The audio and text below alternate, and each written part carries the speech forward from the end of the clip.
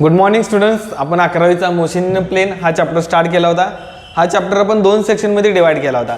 First section कोणता होता बघा, ज्याला आपण रेक्टिलिनियर मोशन आपण म्हणलं होतं किंवा motion in one dimensional line. Okay, आपण एका डायमेन्शनवर जर तुमची पोझिशन चेंज होत असेल तर तुम्ही average velocity, instantaneous velocity, average speed, instantaneous speed, average acceleration, instantaneous acceleration ह्या सगळ्या गोष्टी आपण स्टडी केलेल्या आहेत. सिमिलरली आता आपल्याला ही जी मोशन होती जी वन डायमेन्शनमध्ये होती त्याला थोडंसं एक्सटेंडेड करायचं आहे आणि ती आपल्याला आता टू डायमेन्शन प्लेनमध्ये आपल्याला स्टडी करायचं आहे. So motion in a plane आपण स्टार्ट केला होता, बरोबर आहे. जसं आपण 1D साठी बघितलं होतं, सिमिलरली आपण 2D साठी सुद्धा बघितलं होतं किंवा मोशन इन अ प्लेनसाठी सुद्धा बघितलं होतं. मग त्याच्यात आपण पोझिशन वेक्टर कसा कॅल्क्युलेट करायचा टू डायमेन्शनल स्पेसमध्ये, average velocity, instantaneous velocity, average acceleration, instantaneous acceleration ह्या सगळ्या गोष्टी आपण बघितल्या होत्या टू डायमेन्शनल प्लेनमध्ये सुद्धा. ओके, तर आता आज आपल्याला बघायचं equation of motion for an object travelling in a plane with uniform acceleration. बरोबर आहे. जर तुम्ही 1Dचं लक्षात असेल तर 1D मध्ये आपण VT डायग्रामवरून आपण 3 कायनॅमेटिकल इक्वेशन्स डिराईव्ह केली होती. ओके, 3 कायनॅमेटिकल इक्वेशन्स डिराईव्ह केली होती. कोणती होती बघा, V = U + AT, okay, S = UT + ½ AT square, last होतं V² = U² + 2AS. ही 3 कायनॅमेटिकल इक्वेशन्स आपण डिराईव्ह केली होती on the basis of VT diagram. VT डायग्रामचा एरिया अंडर द कर्व हे कन्सिडर करून आपण हे तिन्ही इक्वेशन्स आपण डिराईव्ह केली होती. जर तुम्ही 1D केस तुम्ही स्टडी करत असाल तर त्यावेळेला आपण इथं V, U, परत ॲक्सेलरेशन, परत डिस्प्लेसमेंट यांना आपण कॉम्पोनंट्स लिहिले नव्हते. बरोबर आहे, आपण त्यांना कॉम्पोनंट्स लिहिले नव्हते. का? कारण जर व्हेलॉसिटी वेक्टर जर एका डायरेक्शनमध्ये असेल तर त्याला आपण स्केलरसारखं ट्रीट करू शकतोय. सो इथं जे V आहे बघा, ओके, V तर ते काय असणार आहे तर Vx असणार आहे. बरोबर आहे. V म्हणजे काय असणार आहे, Vx असणार आहे. U जो असणार आहे तो काय असणार आहे, Ux असणार आहे. A असणार आहे ते काय असणार आहे, Ax असणार आहे. आणि S जे असणार आहे ते काय असणार आहे बघा, Sx असणार आहे. बरोबर आहे. म्हणजे जर एखाद्या ऑब्जेक्टचं वन डायमेन्शनल तुम्ही मोशन स्टडी करत असेल तर त्याला फक्त व्हेलॉसिटीचा एकच कंपोनंट असणार आहे. भले ती इनिशियल व्हेलॉसिटी असू दे, फायनल व्हेलॉसिटी असू दे, ॲक्सेलरेशन असू दे किंवा डिस्प्लेसमेंट असू दे, त्याला फक्त व्हेलॉसिटीचा जो तुमचा कंपोनंट असणार आहे, ॲक्सेलरेशनचा कंपोनंट असणार आहे, परत डिस्प्लेसमेंटचा कंपोनंट असणार आहे, त्याला फक्त एकच असणार आहे कंपोनंट. म्हणजे आपण जर सिस्टीम एक्स ॲक्सिसच्या अलॉंग जर स्टडी करत असेल तर त्याला Vx, Ux, Ax आणि Sx असे कंपोनंट्स असणार आहेत. ओके, पण जर तुमची मोशन ही प्लेनमध्ये असेल, प्लेन म्हणजे काय तर टू डायमेन्शनल सरफेसवर असेल तर त्याला 2 कंपोनंट्स असणार आहेत. सो जर तुम्ही व्हेलॉसिटी ॲज अ वेक्टर म्हणून कन्सिडर करत असाल तर तुम्ही व्हेलॉसिटी Vx आणि Vy अशा 2 कंपोनंटमध्ये स्प्लिट करू शकताय. सिमिलरली तुम्ही U हे Ux आणि Uy मध्ये तुम्ही स्प्लिट करू शकताय आणि ॲक्सेलरेशन हे Ax आणि Ay आणि सिमिलरली S हे Sx आणि Sy मध्ये आपण स्प्लिट करू शकतोय. समजलं? म्हणजे हे जे वन डायमेन्शनल इक्वेशन्स आहेत ही प्लेनमध्ये कशी दिसणार आहेत तर त्याचे डेरिव्हेशन आज आपल्याला बघायचं आहे. समजलं? तर बघा आपल्याला काय स्टडी करायचं आहे, इक्वेशन ऑफ अ मोशन. ही काय बघा इक्वेशन ऑफ मोशन आहेत, कारण तुम्हाला व्हेलॉसिटी, डिस्प्लेसमेंट, फायनल व्हेलॉसिटी वगैरे कॅल्क्युलेट करताय. सो इक्वेशन ऑफ मोशन म्हणजे सेम अशीच इक्वेशन तयार करायची आहेत. कशासाठी? For an object travelling in a plane. Travelling in a plane म्हणजे काय, जर तुमची इनिशियल व्हेलॉसिटी असेल तर त्याला Ux, Uy म्हणजे 2 कंपोनंट्स असणार आहेत. फायनल व्हेलॉसिटी असेल तर त्याला सुद्धा 2 कंपोनंट असू शकतात. ॲक्सेलरेशन असेल तर त्याला 2 कंपोनंट असणार आहेत आणि डिस्प्लेसमेंट असेल तर त्याला सुद्धा 2 कंपोनंट असणार आहेत. सो एखादा ऑब्जेक्ट जर प्लेनमध्ये ट्रॅव्हल करत असेल with uniform acceleration. What is the meaning of uniform acceleration? Acceleration तुमचं कॉन्स्टंट पाहिजे. अंडर दॅट कंडिशन आपल्याला हे सगळं काय करायचं आहे बघा, इक्वेशन्स डिराईव्ह करायचे. ही जी 3 इक्वेशन्स आहेत ही टू डायमेन्शनल प्लेनमध्ये कशी दिसणार आहेत किंवा कशी असणार आहेत याचं डेरिव्हेशन आज आपल्याला बघायचं आहे. समजलं? तर बघा ही वन डायमेन्शनल केससाठी आहेत. V म्हणजे काय असणार आहे, Vx असणार आहे. U म्हणजे काय असणार आहे, Ux असणार आहे. A म्हणजे काय असणार आहे, Ax असणार आहे. पण ते आपण लिहित नाही. ओके, लिहित नाही कारण का वन डायमेन्शनल केसमध्ये आपण वेक्टरला आपण स्केलरसारखं ट्रीट करू शकतो. त्यामुळे ही इक्वेशन ही अशी असणार आहेत. Vx = Ux + Axt, Sx = Uxt + ½ AT square. Okay, आणि Vx² = Ux² + 2Ax Sx असं असणार आहे. बरोबर आहे. म्हणजे सगळ्यांचे एक्स कंपोनंट मी फक्त लिहून घेतले. म्हणजे सगळ्यांच्या पायात सबस्क्रिप्टला मी फक्त एक्स लिहून घेतलं. एक्स म्हणजे काय, तर तुमची मोशन असणार आहे ती एक्स ॲक्सिसच्या अलॉंग असणार आहे. ओके, आता आपलं काय असणार आहे बघा, मोशन ही आपली एक्स ॲक्सिसच्या अलॉंग पण असणार आहे आणि वाय ॲक्सिसच्या अलॉंग पण असणार आहे. म्हणजे काय, समजा तुमची इथे एक्स ॲक्सिस आहे, हा तुमचा वाय ॲक्सिस आहे. ओके, पार्टिकलची इथे समजा काहीतरी इनिशियल वेलोसिटी यू आहे आणि काही वेळेनंतर पार्टिकलचे फायनल वेलोसिटी समजा व्ही आहे. याच्यासाठी लागणारा टाइम तुम्हाला टी दिलेला आहे. टी इतक्या टाइम नंतर initial velocity u to final velocity v अशी चेंज झाली. म्हणजे हा यू आहे तो आपण दोन ह्याच्यात स्प्लिट करू शकतोय. कशात, यू एक्स आणि यू वाय मध्ये, बरोबर आहे. सिमिलरली तुमचा जो व्ही कंपोनंट आहे तो तुम्ही हा व्ही एक्स आणि परत हा व्ही वाय याच्यात तुम्ही स्प्लिट करू शकताय, बरोबर आहे.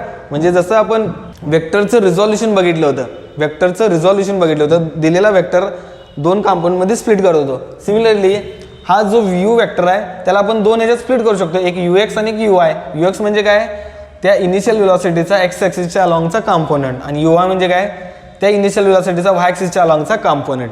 समजलं. सो असे जर केस असेल तर अशा सिच्युएशनसाठी आता हा पार्टिकल इथून ते इथं, समजा हा पॉईंट ए आहे आणि हा पॉईंट बी आहे. Point A point to be पॉईंटपर्यंत, point A point to be पर्यंत तुमचं पार्टिकल कसा गेला याच्याबद्दल आपल्याला काही माहीत नाही. तो असाही जाऊ शकतोय किंवा असाही जाऊ शकतोय किंवा असा स्ट्रेटही जाऊ शकतोय. पण आपल्याला इनिशियल वेलॉसिटी माहिती आहे, फायनल वेलॉसिटी माहिती आहे. त्याचा वापर करून आपल्याला काय करायचं बघा, ही कायनेमॅटिकल इक्वेशन्स 2 डायमेन्शनल प्लेनमध्ये कशी दिसणार आहेत हे आपल्याला डिराईव्ह करायची आहेत. तर फक्त फरक काय असणार आहे, प्रत्येक क्वांटिटी दोन कंपोनंटमध्ये असणार आहे, S X S Y, U X U Y, V X V Y, A X A Y. फक्त under what condition, uniform acceleration. म्हणजे ॲक्सेलरेशन असणार आहे, त्या ॲक्सेलरेशनची व्हॅल्यू कशी असणार आहे, कॉन्स्टंट असणार आहे. सो त्या कंडिशनच्या अंडर आपल्याला ही इक्वेशन आता डिराईव्ह करायची आहे. तर चला करूया.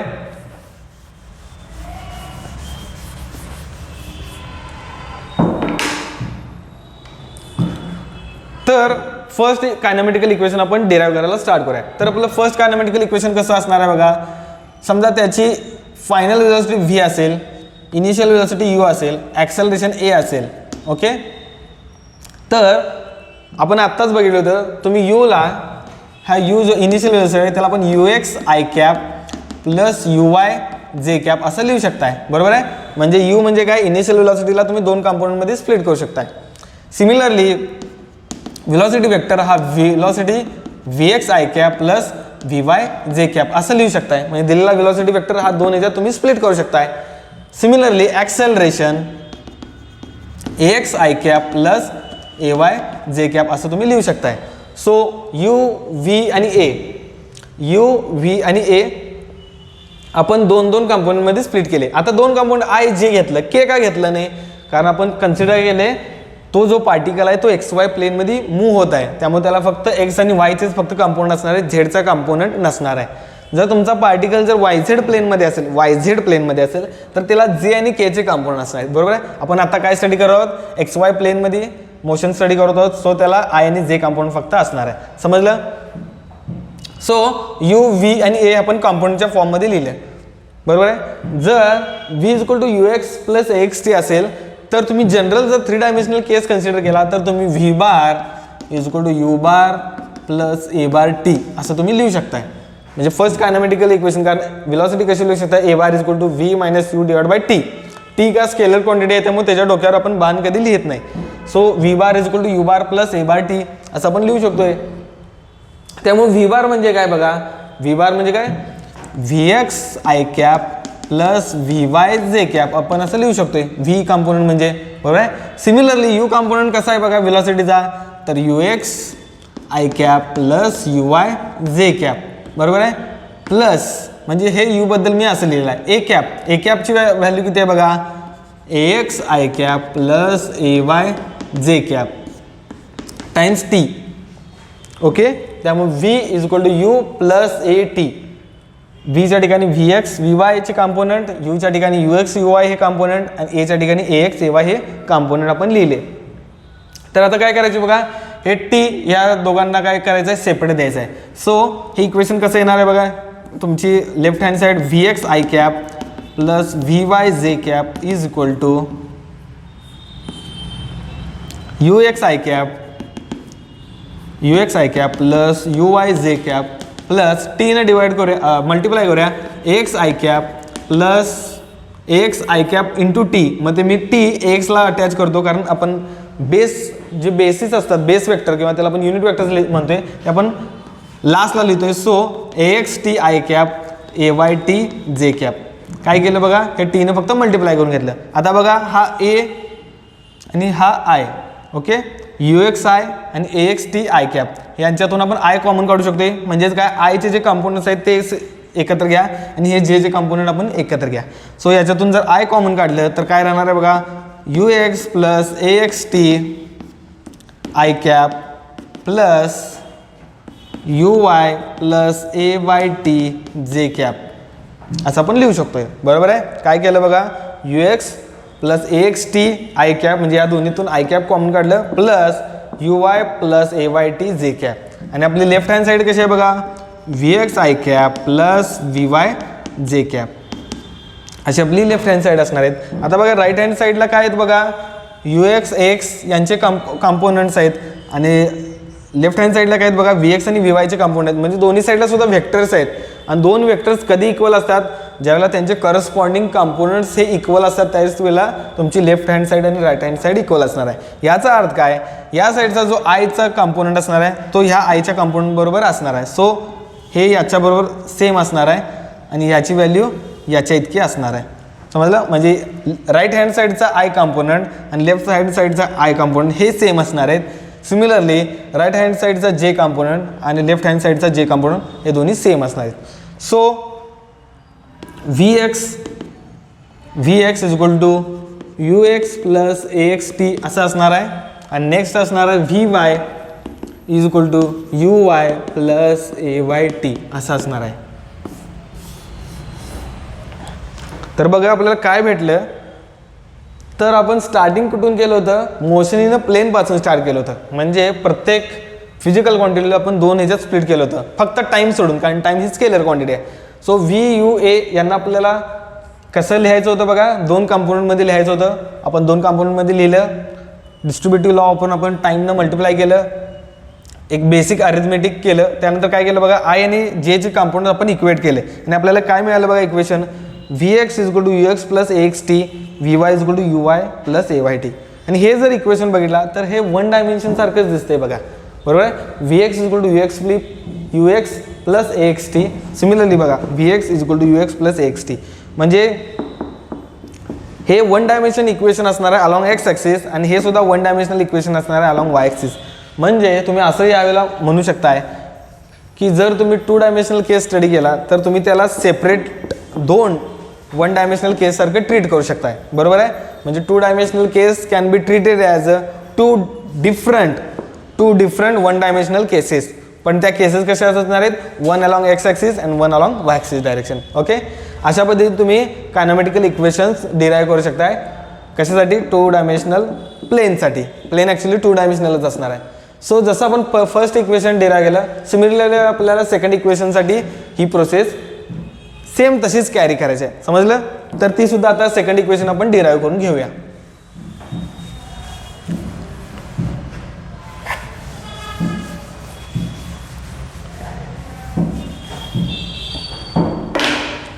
तर आता आपण वन डायमेन्शनल केससाठी जसं आपण लावलं होतं सेम तसंच आपण टू डायमेन्शनल केससाठी आपण काय केलं बघा, ही इक्वेशन्स आपण डिराईव्ह केलीत. कोणती, आता जी इथं मी खाली लिहिली होती ती इक्वेशन्स, ती आता मी एका साईडला लिहून घेतो आणि त्यानंतर आपल्याला त्याचं थोडंसं बघून आपल्याला एक जनरल कन्क्लुजन मांडायचं आहे. ओके. त्यामुळे आपलं काय इक्वेशन होतं बघा, VX is equal to UX plus AXT हे फर्स्ट इक्वेशन होतं आणि परत VY is equal to UY plus AYT हे आपलं फर्स्ट कायनेमॅटिकल इक्वेशनचा ग्रुप असणार आहे. याच्यात VX आणि VYचं आपल्याला रिलेशन सांगता येते in terms of UX, UY, AX आणि AY. ओके. आता सेकंड कायनेमॅटिकल इक्वेशन आपल्याला बघायचं आहे.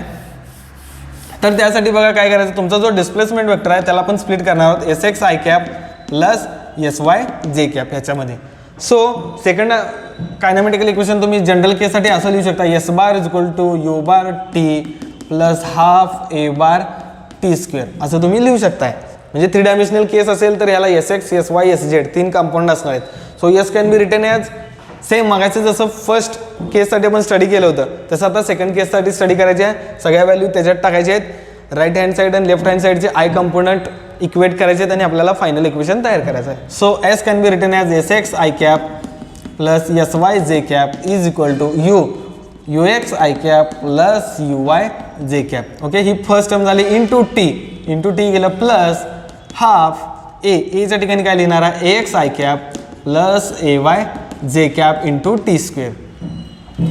ओके, त्यामुळे काय लिहू शकतो बघा, टी न मल्टिप्लाय करूया, टी स्क्वेअरनं परत मल्टिप्लाय करूया. त्यामुळे आपण काय लिहू शकतो you x T i cap plus you Y T जे cap plus half A x T square I cap plus half A Y T square j cap. आपले राईट हँड साईड झालेले, आता लेफ्ट हँड साईड कसे असणार आहे S X I cap plus S Y जे cap असं आपण लिहू शकतोय. सो आय कंपोनंट आपण एकत्र करूया. आय कंपोनंट बघा इथं एक आहे आणि इथं आहे, या दोघांच्यातून आय आपण कॉमन काढूया. बरोबर आहे, इथं एक आहे आणि दुसरा जे कंपोनंट इथं आहे आणि इथं अजून एक आहे. सो आय कंपोनंट आपण सेपरेट करूया आणि आय कॉमन काढून घ्या. त्यामुळे you x T plus half A x T square into I cap plus याच्यातून आता जे कॉमन काढूया. So you Y T plus half A Y T square into जे कॅप. बरोबर आहे, आणि राईट हँड साईड आपले झालेले आहे सिमिलर तसे S X I cap plus S Y जे कॅप आपण लिहू शकतोय. लेफ्ट हँड साईडला एक वेक्टर आहे, राईट हँड साईडला एक वेक्टर असणार आहे. ते दोन वेक्टर इक्वल कधी असणार आहेत ज्यावेळेला त्यांचे करस्पॉन्डिंग आय आणि जे कंपोनंट इक्वल असणार आहेत त्यावेळेला. सो हा कंपोनंट एस एक्स इतका असणार आहे आणि हा कंपोनंट आपला एस वाय इतका असणार आहे. So s x can be written as s x is equal to you x T plus half A x T square and s Y is equal to you Y T plus half A Y T square. म्हणजे जसं आपण one dimensional केससाठी दोन equation derive केली होती, similarly आपण to dimensional प्लेनसाठी ही दोन equation S x आणि एस वायच्या फॉर्ममध्ये डिराईव्ह केलेली आहेत. ओके, तर ही दोन इक्वेशन बघितला तरी तुम्हाला एक सिमिलॅरिटी जाणवेल. S x is equal to you x T plus half A x T square, S Y is equal to you Y T plus half A Y T square. म्हणजे जे आपलं सेकंड कायनॅमेटिकल इक्वेशन आहे बघा S X U x T plus half ए x T त्याच्यासारखंच दिसते, पण दोन separate ॲक्सिससाठी तुम्ही मोशन स्टडी करतात. सो या केसला सुद्धा आपण असं कन्क्लुजन सांगू शकतो की motion in a plane can be treated as a two distinct म्हणजे काय दोन डिस्टिंक्ट रेक्टिलिनियर मोशन्स. ओके, तर मोशन इन अ प्लेन म्हणजे टू डायमेन्शनल मोशन आपल्याला स्टडी करता येते अंडर कशात, अंडर धिस कंडिशन. कोणती कंडिशन, तर त्यांना आपण असं ट्रीट करू शकतो कसं, तर त्या जी तुमची टू डायमेन्शनल मोशन असणार आहे त्यांना पण दोन डिफरंट वन डायमेन्शनल मोशनमध्ये आपण कन्सिडर करू शकतो. समजलं, म्हणजे two dimensional motion can be considered as two different one dimensional motions. Okay, two different one dimensional motions. So अशा पद्धतीने आपल्याला कायनॅमेटिकल इक्वेशन्सची पेअर आपल्याला भेटणार आहे. ही पेअर सुद्धा मी तिथं लिहून घेतो. तर कसं लिहिता येते बघा, S x is equal to you x T plus half A x T square. Similarly s Y is equal to you Y T plus half A Y T square.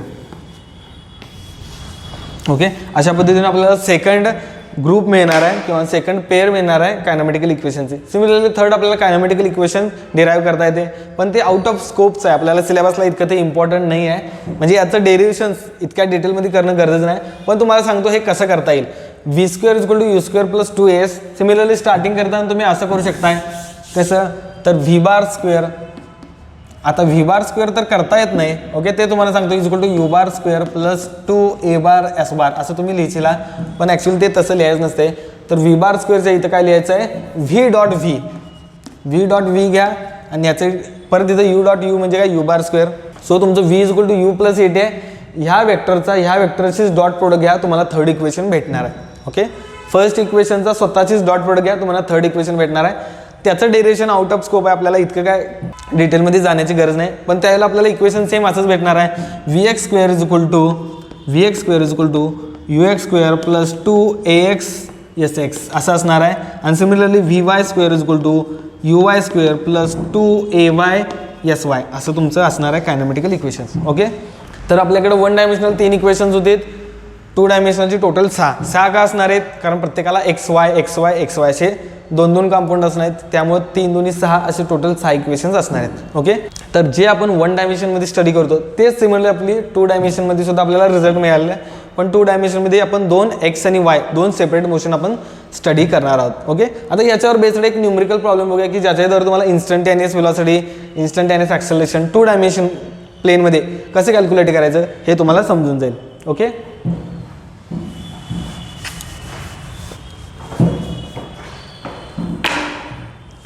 तर आता एक न्यूमेरिकल आपण प्रॉब्लेम बघूया की ज्याच्याद्वारे तुम्हाला 2 dimensional प्लेनमध्ये under constant acceleration तुम्ही ॲक्सेलरेशन किंवा व्हेलॉसिटी ह्या टर्म कसा कॅल्क्युलेट करू शकता हे आपल्याला बघायचं आहे. Okay, if r bar t म्हणजे काय, आर बार टी म्हणजे काय तर position vector is a function of time असं दिलेलं आहे. तर तो असा दिला आहे t i cap plus t square j cap असा दिलेला आहे आपल्याला.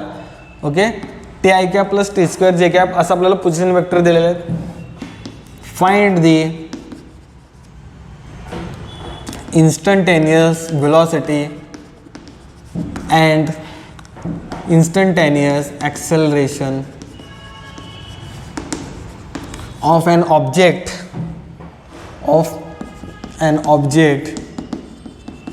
at time t is equal to 0, 1 and 2 second. Okay, काय दिले बघा, if r bar t position is a function of time दिलं असेल तर t i cap plus t square j cap find the instantaneous velocity and instantaneous acceleration of an object at time T is equal to 0, 1 and 2 second. तर याचं solution कसं असणार आहे बघा, आपल्याला काय दिलेलं आहे, पोझिशन वेक्टर दिलेलं आहेत. तर पोझिशन वेक्टरना वरून आपल्याला इन्स्टंटेनियस व्हेलॉसिटी आणि इन्स्टंटेनियस ॲक्सेलरेशन कॅल्क्युलेट करायचं आहे. सो इन्स्टंटेनियस व्हेलॉसिटी आपण कशी काढू शकतो बघा, जस्ट आर बार टी आपण लिहून घेऊया. आर बार टी म्हणजे काय असणार आहे, t i cap T square j cap म्हणजे तुमचं जे पोझिशन असणार आहे ते आय आणि जे म्हणजे तुमचं काय असणार आहे, प्लेनमध्ये असणार आहे. सो याचा जर टाइम डेरिव्हेटिव्ह घेतला तर तुम्हाला काय भेटणार आहे, instantaneous velocity v of t. त्यामुळे व्ही ऑफ टीची व्हॅल्यू कशी असणार आहे बघा, d r bar over d T.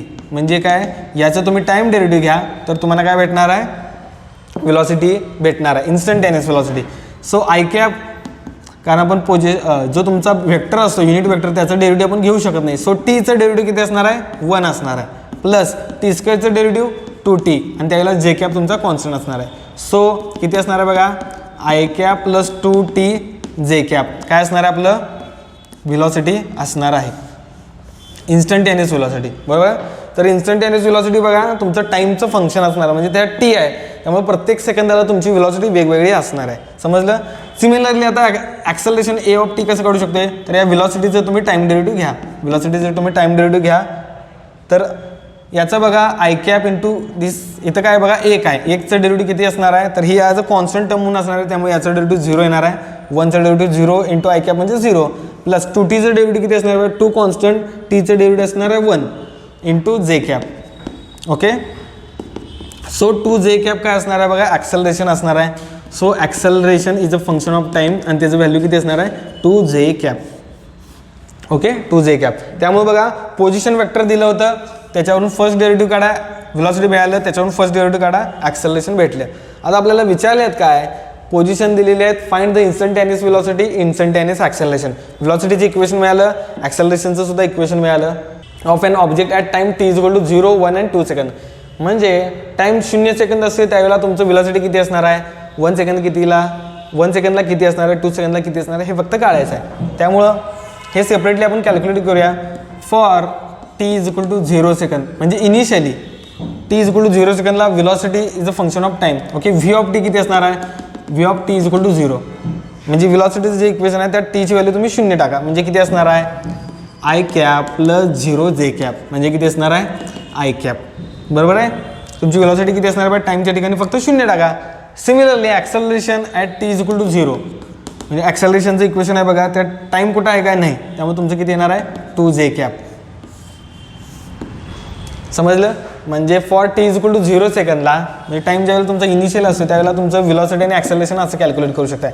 Similarly for T is equal to 1 second time ज्यावेळेला 1 सेकंद असणार आहे, टाईम ज्यावेळेला 1 सेकंद असणार आहे त्यावेळेला तुम्ही व्हेलॉसिटी कशी कॅल्क्युलेट करू शकताय, व्हेलॉसिटीच्या इक्वेशनमध्ये जिथं टी आहे तिथं टीच्या ठिकाणी फक्त 1 टाका त्यामुळे velocity at t is equal to 1 second किती असणार आहे बघा, आय कॅप प्लस 2 × 1 जे कॅप, आय कॅप प्लस 2 जे कॅप असं असणार आहे. आय कॅप प्लस 2 जे कॅप अशी तुमची काय असणार आहे, velocity at t is equal to 1 second असणार आहे. Similarly acceleration at t is equal to 1 second किती असणार आहे, acceleration at t is equal to 1, acceleration at t is equal to 1. म्हणजे ॲक्सेलरेशन बघितला तर तुमची ॲक्सेलरेशनच्या टर्ममध्ये टाईमच नाही आहे, म्हणजे टी नाहीच आहे. त्यामुळे तुमचं ॲक्सेलरेशन नेहमी कॉन्स्टंट असणार आहे. त्यामुळे acceleration at t is equal to 1 किती असणार आहे, 2 जे कॅप असणार आहे. बरोबर आहे. आणि for time t is equal to 2 second, time t is equal to 2 second असेल तर व्हिलॉसिटी किती येणार आहे बघा, व्हिलॉसिटीच्या इक्वेशनमध्ये टीच्या ठिकाणी फक्त 2 टाका. त्यामुळे velocity at t is equal to 2 second is equal to I cap plus 2 × 2 जे कॅप. ओके, 2 × 2 जे कॅप. त्यामुळे आय कॅप प्लस 4 जे कॅप असं तुमची काय असणार आहे व्हिलॉसिटी. आणि acceleration at t is equal to 2 किती असणार आहे बघा, याच्यात टाईमचं फंक्शन नसल्यामुळे परत 2 जे कॅप असणार आहे. बरोबर आहे. त्यामुळे बघा व्हिलॉसिटी तुमचं आय कॅप येणार आहे, परत तुमची व्हिलॉसिटी किती येणार आहे बघा, आय कॅप प्लस 2 जे कॅप, आणि परत व्हिलॉसिटी तुमची किती येणार आहे बघा, आय कॅप प्लस 4 जे कॅप. जर तुम्हाला हा प्रॉब्लेम जर पुढे विचारला, मॅग्निट्यूड ऑफ व्हिलॉसिटी आणि ॲक्सेलरेशन विचारलं, त्याच्यावरून तुम्ही मॅग्निट्यूड काढू शकताय. याच्यावरून मॉड व्हिलॉसिटी कशी काढू शकताय बघा, तर √a याची व्हिलॉसिटी 1 असणार, √1 म्हणजे किती असणार आहे 1. याच्यावरून तुम्ही मॉड एची व्हॅल्यू किती काढू शकताय बघा, 0 सेकंद असताना तर 2 युनिट असणार आहे. Okay, units. जर तुम्हाला मीटरमध्ये दिलं असेल तर मीटर पर सेकंड स्क्वेअर असं येईल. समजा time T is equal to 1 second असेल तर व्हिलॉसिटीची मॅग्निट्यूड किती असणार आहे बघा, याच्यावरून मॉड व्हीची व्हॅल्यू √1 प्लस 2चा स्क्वेअर 4 √5 असणार आहे. बरोबर आहे. 1 + 4 is equal to √5 unit. √5 unit काय असणार आहे, मॉड्युलस ऑफ व्ही. आणि सिमिलरली ॲक्सेलरेशन किती असणार आहे बघा, mod is equal to 2 unit असणार आहे. ओके. सिमिलरली 2 सेकंडसाठी जर तुम्हाला व्हिलॉसिटीचं मॅग्निट्यूड कॅल्क्युलेट करायचं असलं तर मॉड व्ही किती असणार आहे बघा, 1 + 4 स्क्वेअर 16 म्हणजे 17 असणार. Okay, 1 + 4 square 16 is equal to √17 unit असणार आहे. काय युनिट, जर तुम्हाला हे पोझिशन वेक्टर जर मीटरमध्ये दिला असेल, पोझिशन वेक्टरमध्ये पोझिशन जो वेक्टर आहे तुम्हाला जो मीटरमध्ये सांगितला असेल तर या सगळ्यांचे युनिट कसे असणार आहेत, व्हिलॉसिटी मीटर पर सेकंडमध्ये असणार आहे आणि ॲक्सेलरेशन कसे असणार आहे, मीटर पर सेकंड स्क्वेअरमध्ये असणार आहे. ओके, आता इथं काय दिलेलं नाही त्यामुळे जस्ट युनिट म्हणून कन्सिडर करायचं आहे. आणि ॲक्सेलरेशन किती असणार आहे, मॉड ए 2 युनिट. तर अशा पद्धतीनं एखादा पार्टिकलचं पोझिशन आय आणि जे कॉम्पोनंटवर डिपेंडंट असेल तर त्याची इन्स्टंटेनियस व्हेलॉसिटी आणि इन्स्टंटेनियस ॲक्सेलरेशन असं काढू शकता. At time T is equal to 0, 1, 2 इथं विचारलं, कोणताही टाईम असेल at time T is equal to T0. काय करायचं, जे तुमचं व्हेलॉसिटीचं इक्वेशन असते त्यात कुठं टाईम असेल तर तिथं फक्त T0ची व्हॅल्यू टाकायची. तर तुम्हाला त्या क्षणाला इन्स्टंटेनियस व्हेलॉसिटी आणि इन्स्टंटेनियस ॲक्सेलरेशन याची व्हॅल्यू आपल्याला भेटणार आहे. ओके, तर आजच्या लेक्चरमध्ये काय बघितलं, जे आपण 1 डायमेन्शनल मोशन स्टडी केलं होतं त्याचं एक्सटेन्शन, त्याच्यावरून आपण 2 डायमेन्शनल प्लेनमध्ये आपले इक्वेशन ऑफ मोशन कसे असणार आहेत हे आपण डिराईव्ह केलेत. आणि परत आपण कन्क्लुजन काय सांगितलं, तर 2 dimensional motion can be treated as a 2 separate 1 dimensional motions. Okay, आणि एक न्यूमरिकल प्रॉब्लेम बघितली ज्याच्यात आपण इन्स्टंटेनियस व्हेलॉसिटी आणि इन्स्टंटेनियस ॲक्सेलरेशन कसं कॅल्क्युलेट करायचं हे बघितलं. ओके, तर नेक्स्ट लेक्चरला काय बघणार आहोत, आपण रिलेटिव्ह मोशन इन प्लेन शिकणार आहोत. आपण पहिला रेक्टिलिनियर मोशनला काय शिकले, रिलेटिव्ह मोशन इन 1 डायमेन्शन म्हणजे 1 लाईनवर असेल तर आपण VAB is equal to VA - VB हे शिकलो होतं. आता जर मोशन तुमची 2 डायमेन्शन प्लेनमध्ये असेल तर त्यासाठी तुम्ही रिलेटिव्ह व्हेलॉसिटी कशी कॅल्क्युलेट करू शकताय हे आपण नेक्स्ट लेक्चरला बघणार आहोत. थँक्यू.